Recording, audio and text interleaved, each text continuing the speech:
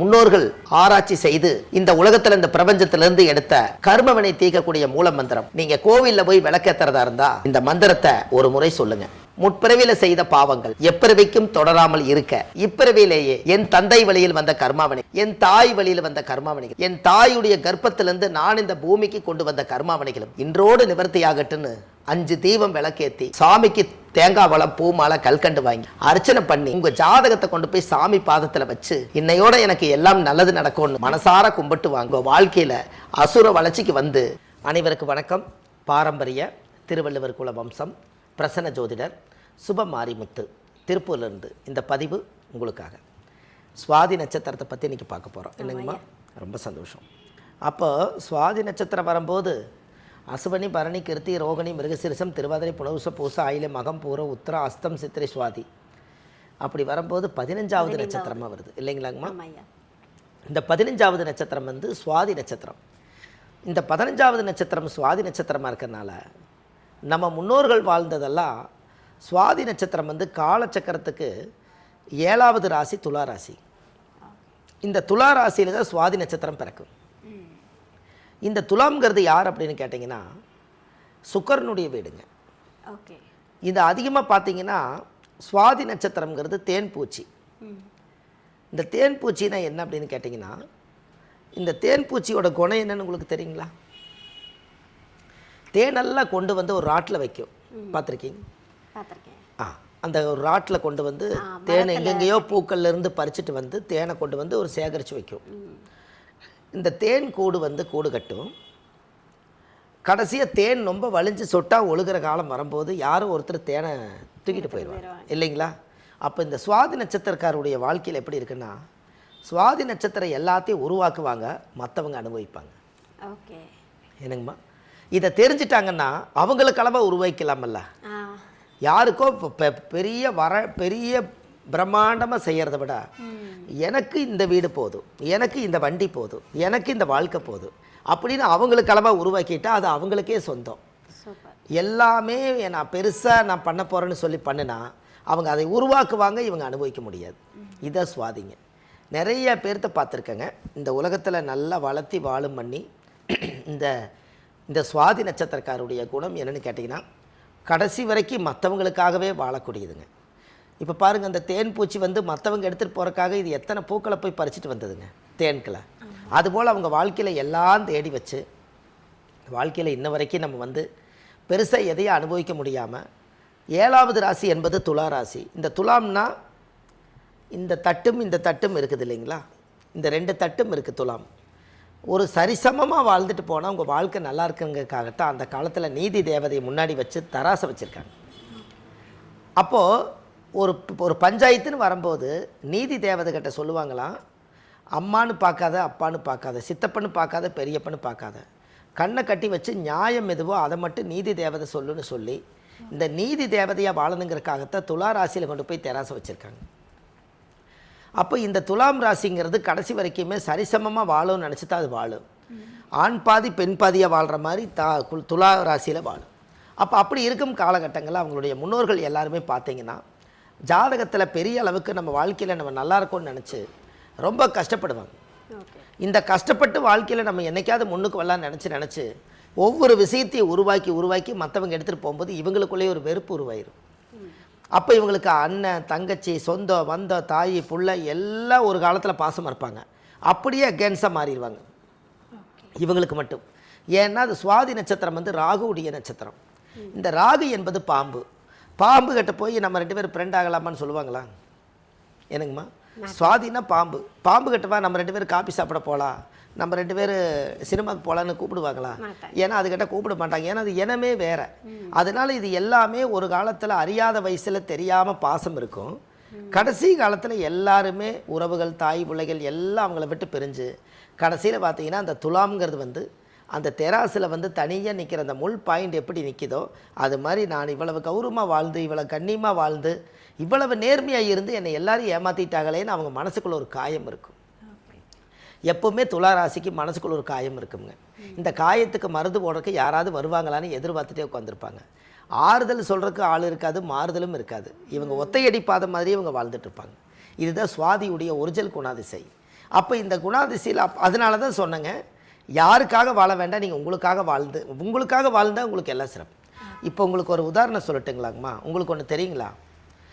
இப்போ நம்மளுக்கு கஷ்டமாக இருக்குதான்னு கேட்டிங்கன்னா, நீங்கள் உங்களுக்கு என்ன கஷ்டம்னு யாராவது ஒருத்தர் கூப்பிட்டு இந்த உலகத்தில் கேளுங்க.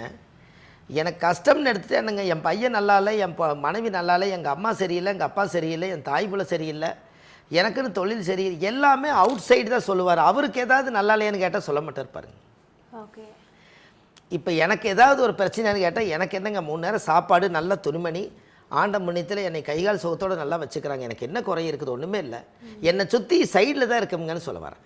ஒன்று என்னோடய வயசுக்கு மனைவியோட வழியில் பிரச்சனை, இல்லை என் குழந்தைகள் பிரச்சனை, இல்லை என்னுடைய அம்மா அப்பா பிரச்சனை, இல்லை என்னுடைய அண்ணன் தம்பிகள் பிரச்சனை, இல்லை எனக்கு சொத்து பிரச்சனை, எல்லாமே அவுட் சைடுடைய பிரச்சனையை மனசுக்குள்ளே போட்டு வச்சுக்கிட்டு எனக்கு வாழ்க்கையில் கஷ்டமாக இருக்குதுன்னே சொல்லிட்டு இருக்கிறாங்க. நீங்கள் நல்லா நிறுத்தி பாருங்கள், கஷ்டங்கிறது உங்களுக்கு இல்லை, வெளியிருந்து எடுத்துக்கொண்டு உள்ளே வச்சுக்கிட்டீங்கன்னு. என்னங்கம்மா, யாருக்குமே நீங்கள் இந்த உலகத்தில் கேளுங்க, சாமி எனக்கு நிம்மதியே இல்லைம்பாங்க. உங்களுக்கு படுக்கிறக்கு பாயும் ஒரு தலகாணியும் ஒரு பெட்சைட்டும் இருந்தால் காலையில் சூரிய உதயத்துக்குள்ளே நீங்கள் நிம்மதியாக தூங்கலாம். அப்போ உங்கள் மனசுக்குள்ளே என்னமோ ஒன்று உலட்டுது, அதனால் நிம்மதி இல்லை.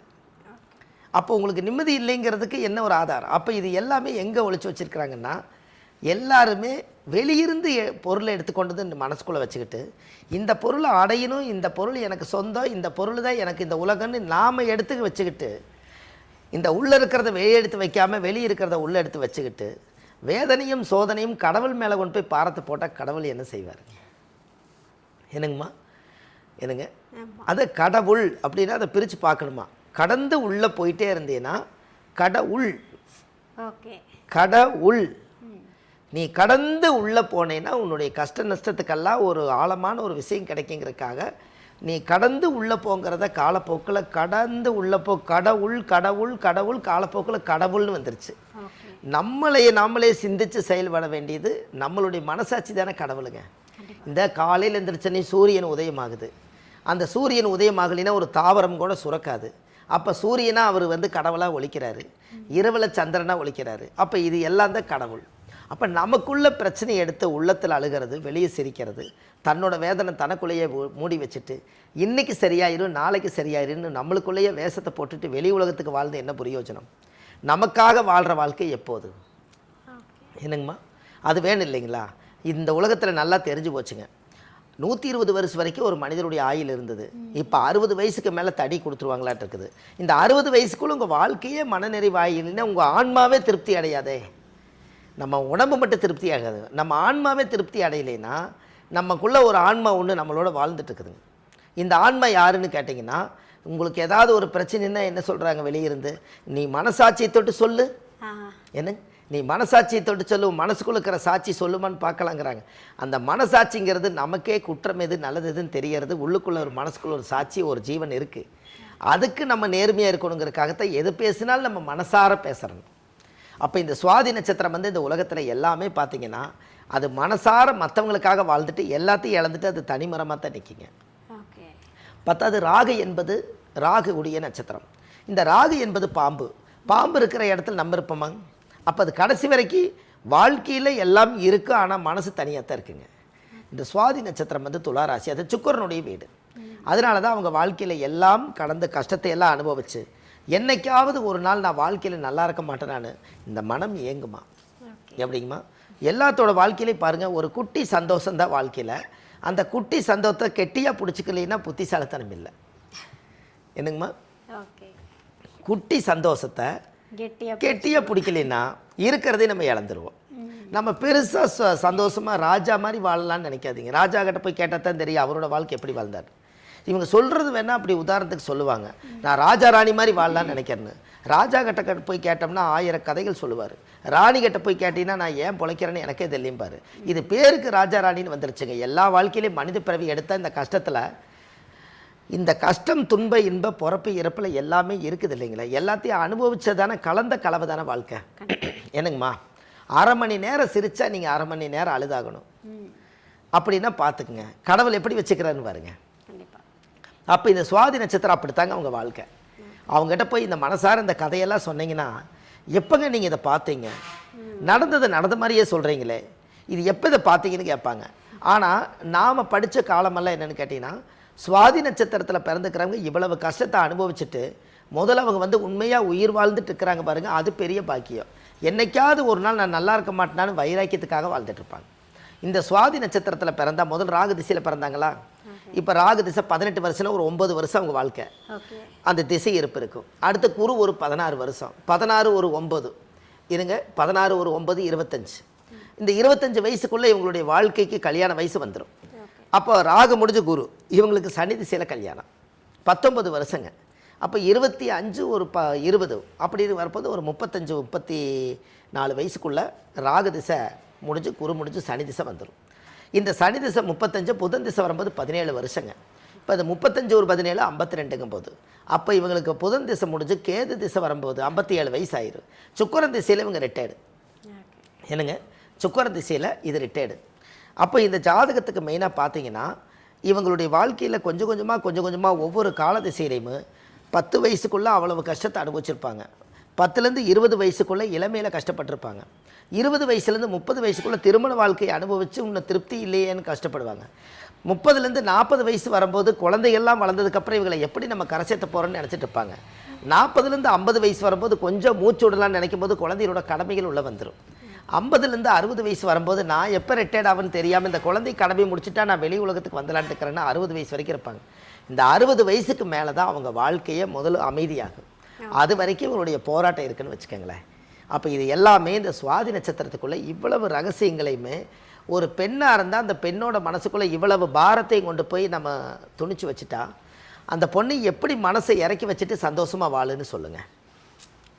அதனால தான் வெளியிருந்து பார்க்குறவங்களுக்கு நல்ல துணிமணி கட்டியிருப்பாங்க, முகபாவனை நல்லாயிருக்கும், எல்லாரும் போட்டுக்கிற மாதிரி கை நிறைய கால் நிறைய கழுத்து நிறைய நகை நட்டு போட்டிருப்பாங்க. அவங்கள புதுசாக தனியாக உட்கார வச்சு ஒரு அறையில் உட்கார வச்சு கதை கேட்டிங்கன்னா காசி படத்தில் சொன்ன மாதிரி என் மனவானில் சிறகை விரிக்கும் வண்ண பறவைகளே என் கதையை கேட்டால் உங்கள் சிறகுகள் தன்னால் மூடிக்கொள்ளும். அப்படித்தான் அவங்க வாழ்க்கை இருக்குமாங்க. அப்போ அவங்களுக்கெல்லாம் ஒரு கோயிலுக்கு நீங்கள் போயிட்டு வந்தால் கண்டிப்பாக அதுலேருந்தாவது ஒரு மாற்றம் கிடைக்கும் இல்லைங்களா. அதனால் சுவாதி நட்சத்திரக்காரர் உண்மையாலுமே சாதிக்க பிறந்தவங்க, எதுலேயுமே தோற்று போக மாட்டாங்க. அப்பளவு கஷ்டம் அனுபவிச்சும் கூட இன்னமும் நம்ம நல்லா இருக்கிறதுக்கு ஒரு வழி பிறக்குன்னு சொல்லி உயிரோடு இருக்கிறாங்க, உயிர் வாழ்கிறாங்க. அப்படின்னா ஏதோ ஒரு தேடல் இருக்கா இல்லைங்களா. அப்போ கண்டிப்பாக அந்த சுவாதி நட்சத்திரத்துக்கு உண்டான கோயில் இந்த பதிவில் கொடுக்குறேங்க. அந்த கோயிலுக்கு போயிட்டு வந்தாச்சுன்னா அவங்க வாழ்க்கையில் ஒரு அசுர வளர்ச்சி இருக்குங்க. கண்டிப்பாக இதை செய்துட்டு வரட்டுங்க. அந்த நட்சத்திர தோஷ நிவர்த்தியானால் இந்த பாரமெல்லாம் குறைஞ்சு நிம்மதியும் சந்தோஷம் நிரந்தரமாக இருக்கும். சரிங்களாம்மா?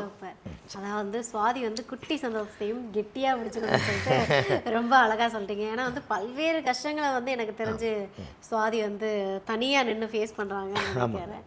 கண்டிப்பாக நீங்கள் கொடுத்துருக்கக்கூடிய இந்த விளக்கம் அப்படின்றது வந்து அவங்களுக்கு வந்து மன நிறைவை கொடுக்கும் அப்படின்னு ஐயா.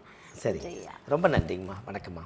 இப்போ சுவாதி நட்சத்திரக்குமே நீங்கள் வந்து பலன்கள் வந்து எதிர்காலத்தை வச்சு ரொம்ப அழகாக சொல்லி முடிச்சிட்டீங்க. கண்டிப்பாக அவங்களுக்கு ஒரு கோவிலும் சொல்கிறதா சொல்லியிருந்தீங்க. கண்டிப்பாங்கம்மா. இப்போ இந்த சுவாதி நட்சத்திரம் எந்த கோவிலை போய் வழிபட்டுட்டு வரணும்? கண்டிப்பாங்கம்மா. அதாவது இதுவரைக்கும் நிறையா மக்களுக்கு ரகசியமாக தெரியாத ஒரு கோயில் வந்துங்க, சுவாதி நட்சத்திரத்துக்குன்னே ஒரு கோயில் இருக்குது. ஓகே.